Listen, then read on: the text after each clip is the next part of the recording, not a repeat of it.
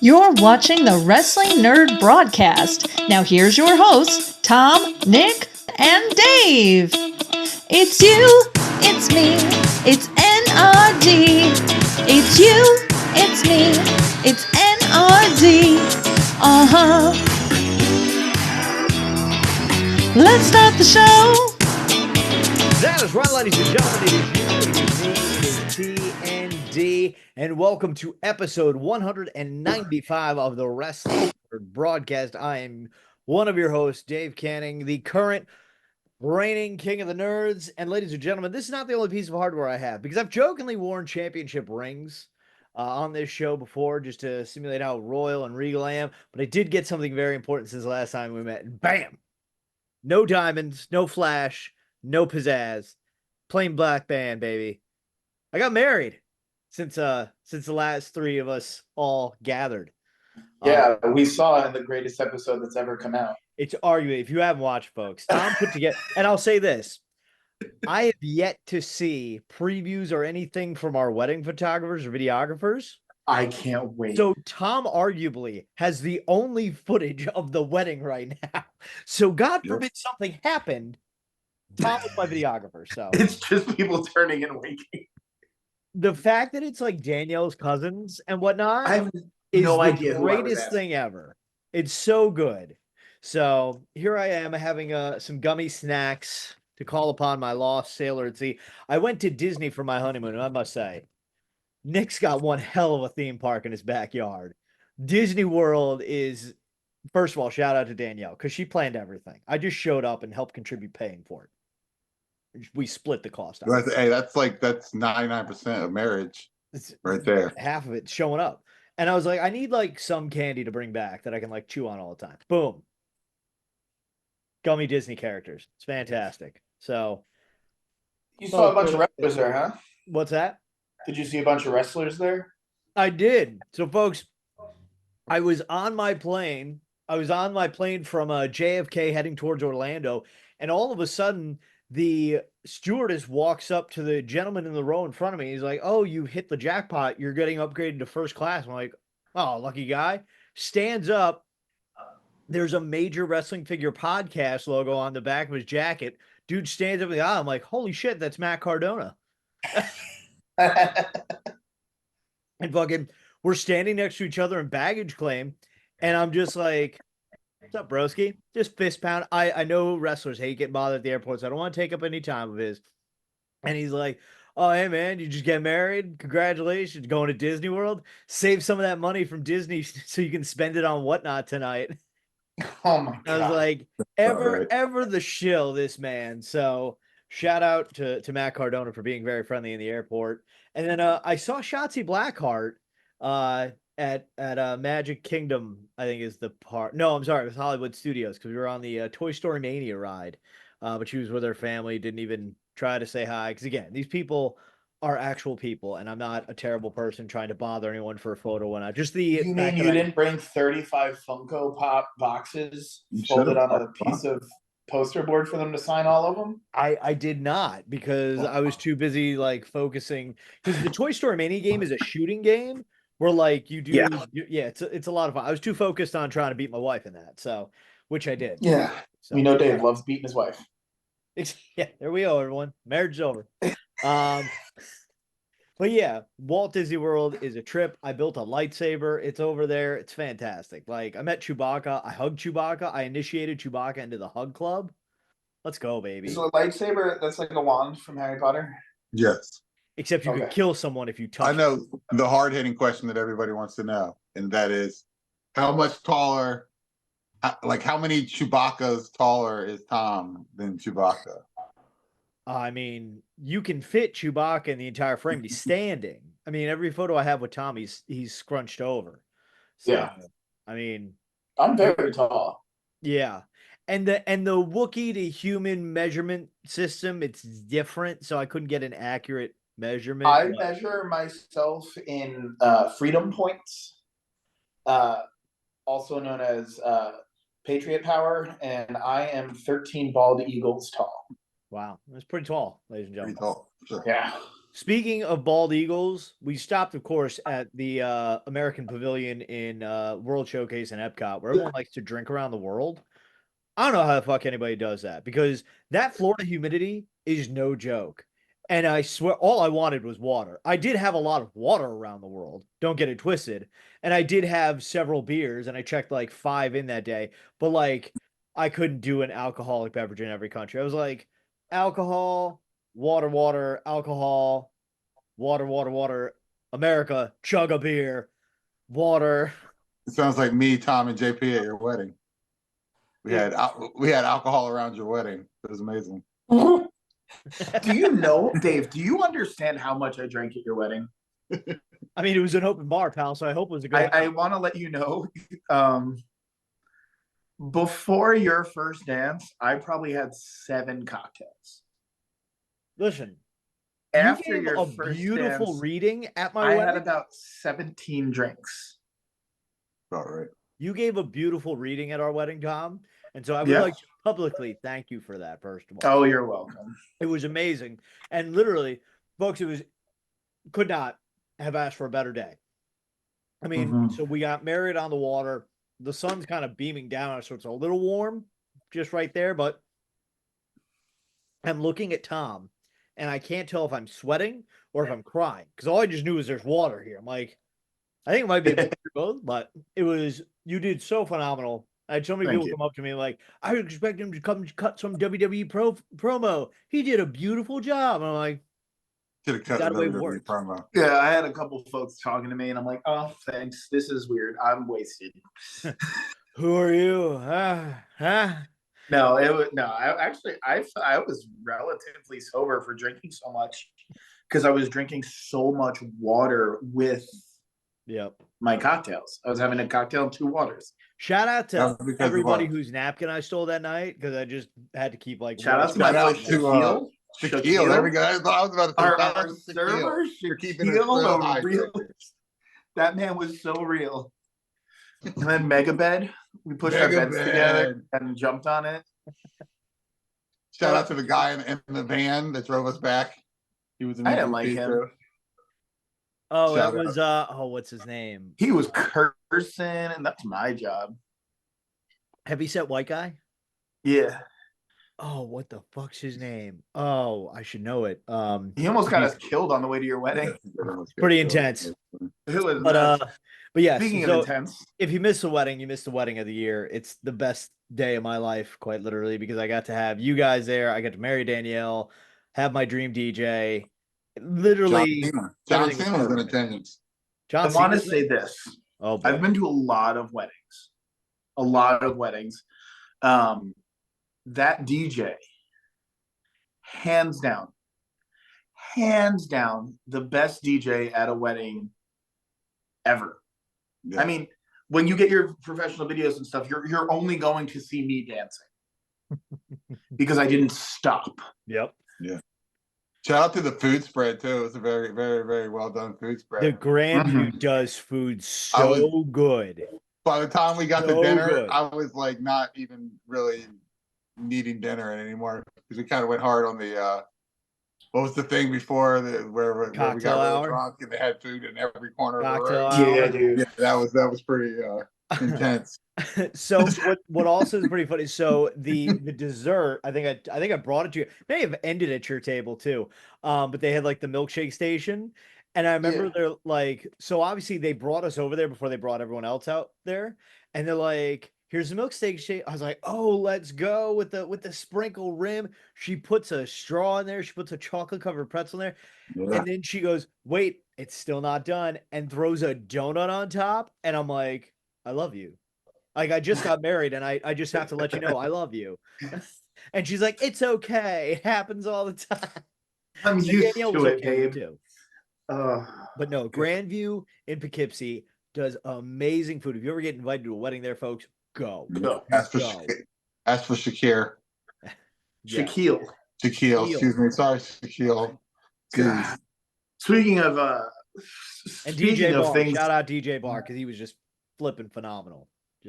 Speaking of things that are really well done, and I feel like we should talk about wrestling a little bit. Yeah, I'm wearing a wrestling shirt. How about that Willow Nightingale Brawler? Yeah. Has anyone gotten theirs yet? I haven't shipped though.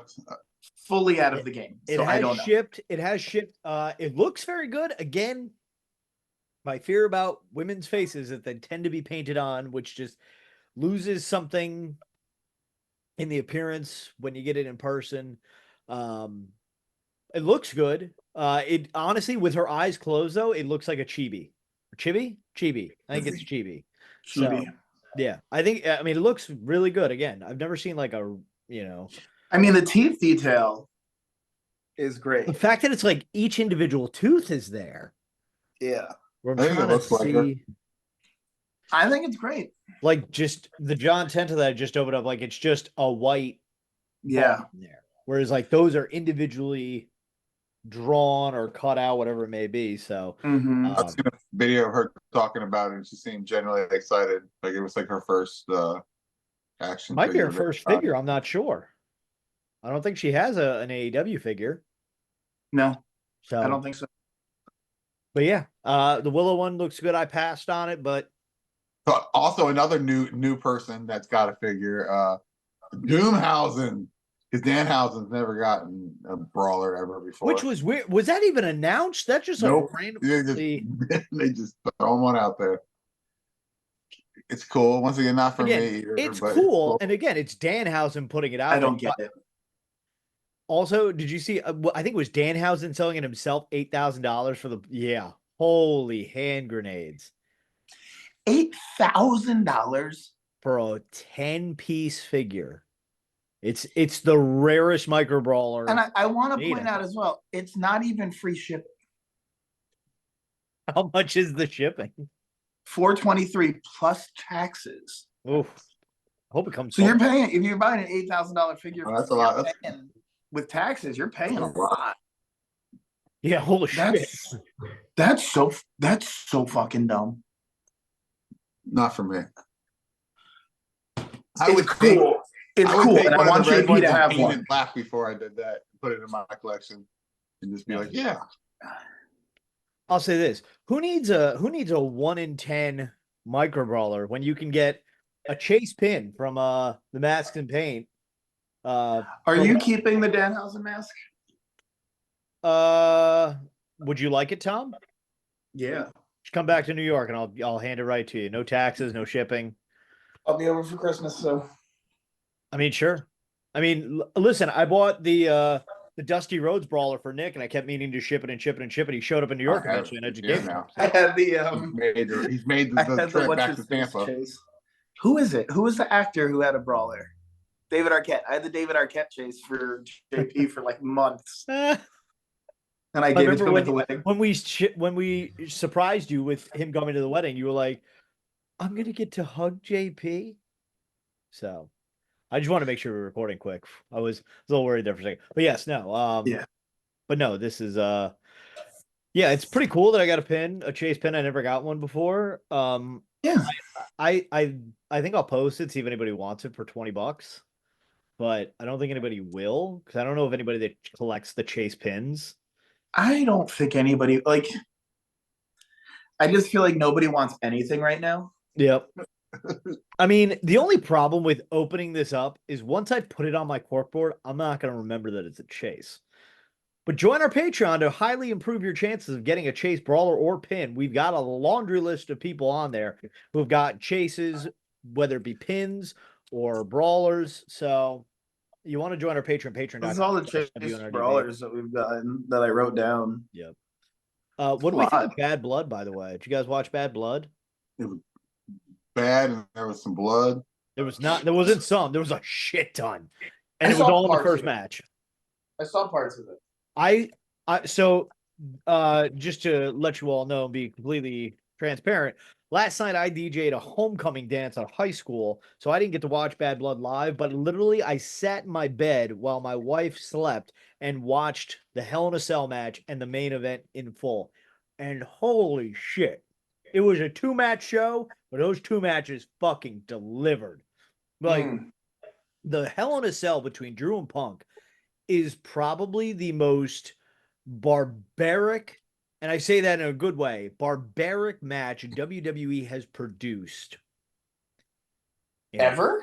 in a long time. Where does it? I didn't watch it yet. Where does it stand up next to like something like maybe like Swerve and Hangman in the cage? It's not that bad because so in terms of weapons, there was a table on the outside.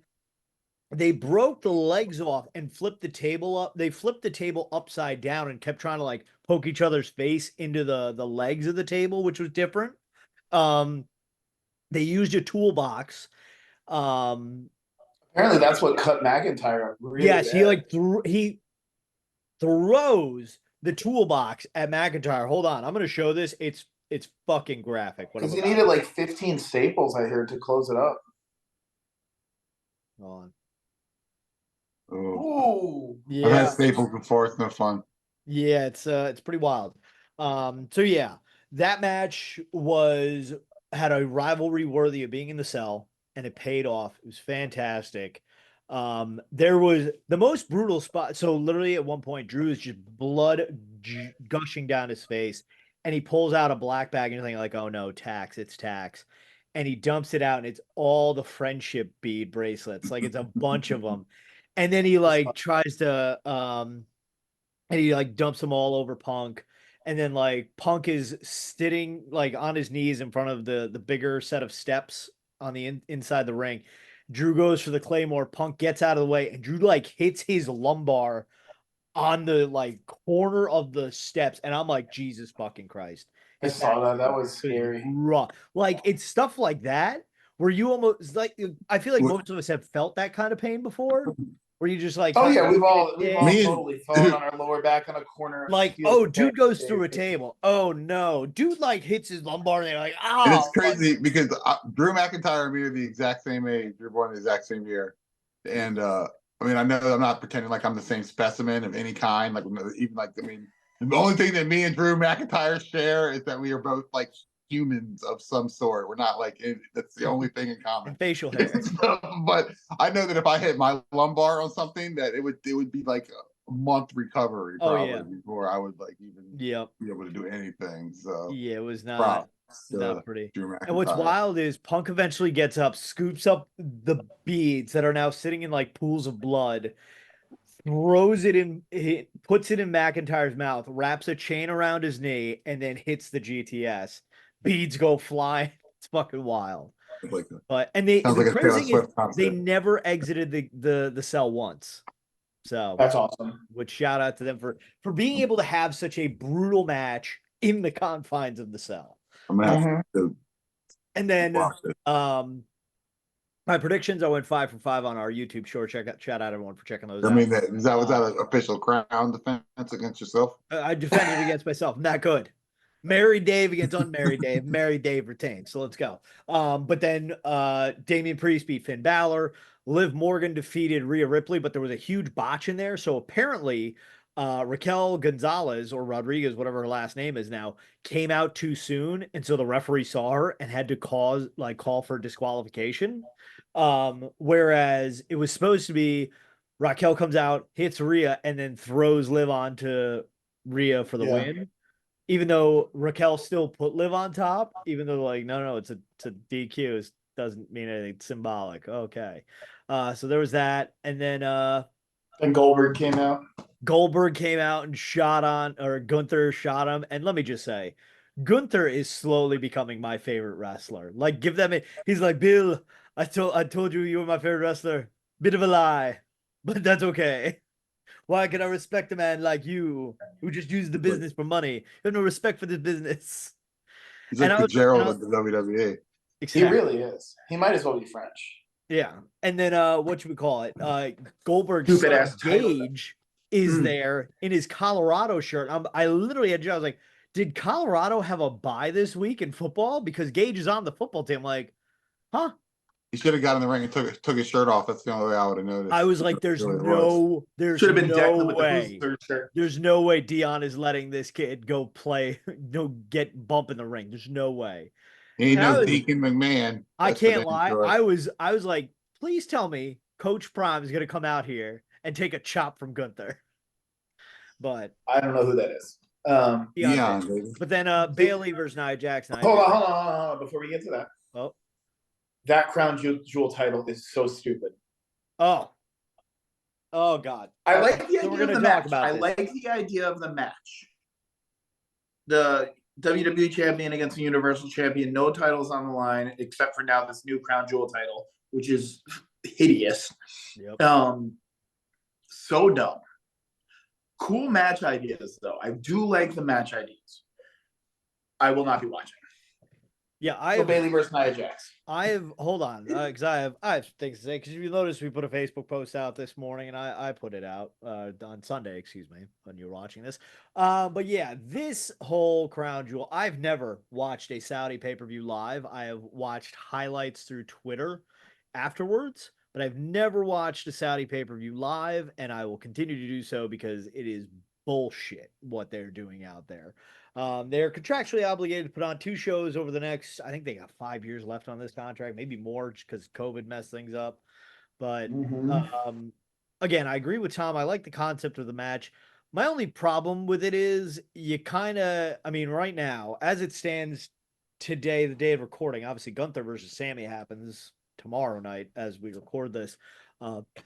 But as of right now, it stands. It will be Gunther versus Cody Rhodes and Liv Morgan versus Nia Jax. I don't want to see Liv Morgan versus Nia Jax. Nobody wants to see 2 heels that nobody really likes. I love Liv Morgan. Shut up. Gunther versus Cody is fun as fuck, and I'm here for that. But again, are we all forgetting that Braun Strowman won the greatest Royal Rumble Saudi Arabia World Heavyweight Championship? Shane McMahon. Best in the world.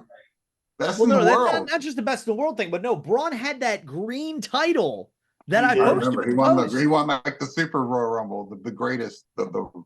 And my thing is this: it's like this title it is something to simply distract you. It's in 2016, 17, whatever it was, they wanted Yokozuna, so we just got some Asian sumo guy to come in and be that. Oh, you want fucking Giant Gonzalez? Well, here's Dabakato instead.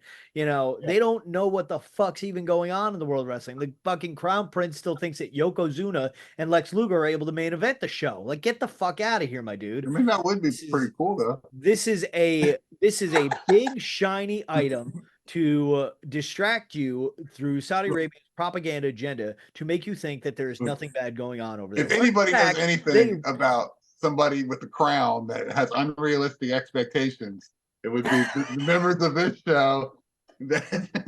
Listen, I am less of an asshole than the Crown Prince of Saudi Arabia, and that's just a fact of life. You know why? Because I treat women in my life with respect, not below the yard goats out there, okay? Just saying.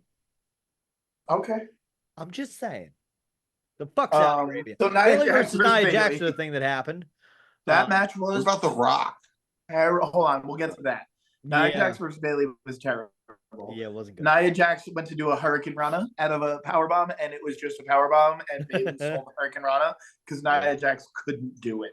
Yep. That match sucked. Bailey should have won. After that was the main event. There's 5 matches. Yeah, Cody. So the worst thing about this match was that both Cody and Roman came out to live performances, both of which were terrible. Cody had some like marching band, which was cool at first, but then they kept playing and like they didn't know when to stop. And like Cody's music comes out and like a couple of people are still playing over. I'm like, just stop it. Stop fucking playing. You're embarrassing band geeks everywhere. Fuck. And then Roman comes out to the Georgia Philharmonic or the Atlanta Philharmonic, whatever I forget what they call them. And they suck too because they weren't even playing, and they're playing like fake playing was terrible. So bad. It was really bad. The match itself was a lot of fun. Cody, obviously, my man, my best friend, like saw me doing the salute at the end of every broadcast, so clearly he watches because he jumped off the top turnbuckle, looked at Roman, saluted, and said, "God bless America," and did a You're the real MVP. He said, "Roman, you're the real MVP."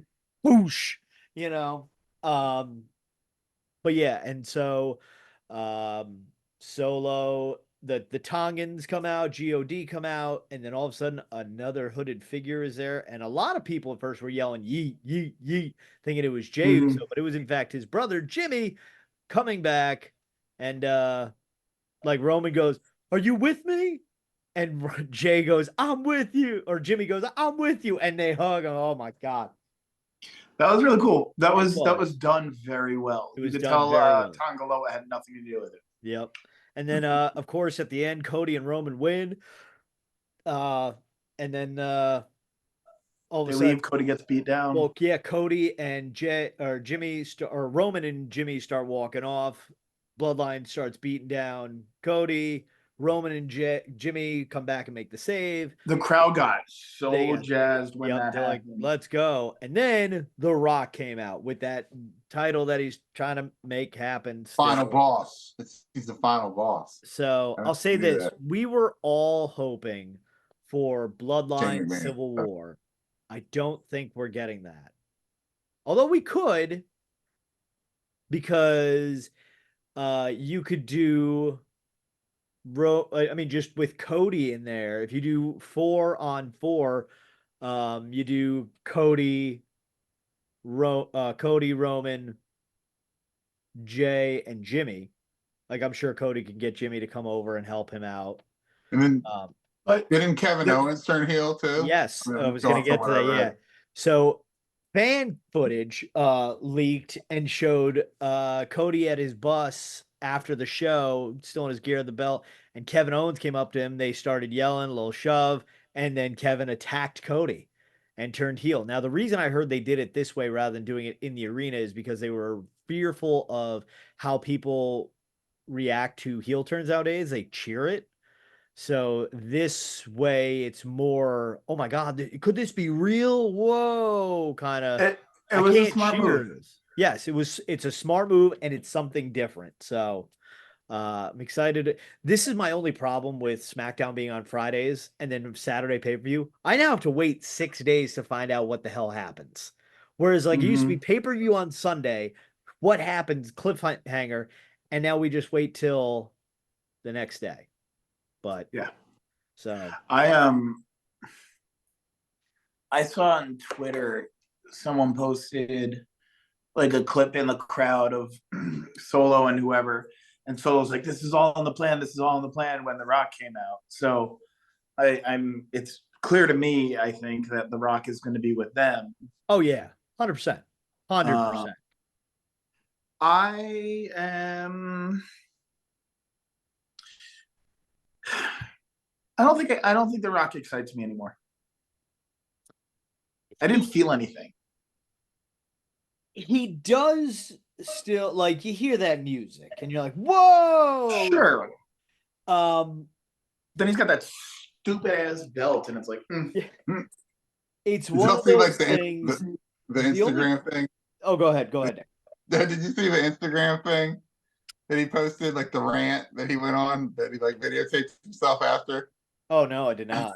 Oh God, it's hilarious. You got to watch it. It's I'll have to. The most amazing thing ever. And then he ends up like getting in his car and like singing a song and I don't know, the whole, just like it goes on. I told anybody that has seen it, I told somebody else about it that should take a shot every time he says that he's the final boss. He's drunker than Tom at Dave's wedding by the end of it. You have the Muda scale. You have the Muda scale for blood, and you have this Tom says high scale for drinks. I was this high on the Tom says high scale of drinking. I will say this just to get back to your point about it, The Rock exciting you. The only thing I want to see The Rock do at this point is fight Roman, and that's it. Yeah. This is my kind of long-term fantasy booking. I think you will do KO and Cody probably at Saturday night main event in Long Island, because I think Cody might be involved in this War Games match somehow. If he doesn't, so you could either do Cody versus KO then, or do Cody KO at Saturday night main event. I think Randy Orton should turn heel on Cody to take the belt off him. You do Cody versus Cena, or you do Orton versus Cena at Mania. You do Rock Roman at Mania, and you do Cody versus Ted DiBiase Jr. in a retirement match. There you go. So, or maybe run Cody versus Gunther back if it's such a banger. I don't fucking know. So yes, let us know your Mania prediction in the comments. Let us know what you thought of the crate. We'll probably talk about it more on the next episode. Let us know how many drinks you think it takes to match top at my wedding. It's a lot. Anything else? The judges, to clarify, the drink of choice was a Shirley Temple with tequila and a side of tequila. It's vodka. Yeah. I think it was vodka. I was doing tequila, babe. Oh. I'll say this. Those dirty Shirleys, they handed us those right as we come back after we're married, we're coming back. Boom, right away. There's our maitre d's, the host, boom, drink in hand for us. Like, let's go. Awesome. They brought us our own charcuterie board of all the food that was in the cocktail hour. Like, let's go. Oh, that's sweet. It's fantastic. So, all right then, ladies and gentlemen, you know the deal. It's getting cold outside. You might want to get a sweatshirt. Where should you get that sweatshirt? ProWrestlingTees.com/the Wrestling Nerd Broadcast. That's nerd spelled N.R.D. And you can get an improved chance of getting a Chase pin or brawler for the next Pro Wrestling or All Elite crate by going to patreon.com/WNRDB. I'm so sorry for yawning so much. I mean, we're exhausted. Damn it, I got an hour and a half. 1 o'clock in the morning. So yeah, what else? Facebook, Instagram, Twitter, X, whatever the hell you call it. Watch our YouTube reels, watch our shorts, all that good stuff. YouTube.com/WNRDB. You're on it right now. So click the subscribe button below Tom. It'll be like you're Pillsbury Doughboying him almost. Woohoo! And so yeah, until next time, on behalf of myself, Tom Sasso, Nick Carpenter, we wish you all well. Nick, be safe. With the hurricane coming, text your loved ones, tell them you love them. And of course, don't forget to tell your mother you love her every day because like Kevin Durant's mom, you're the real MVP. Good night, everyone, and God bless America. So I have this new dream, and it involves calzones and butts. I want to throw a calzone at someone's butt.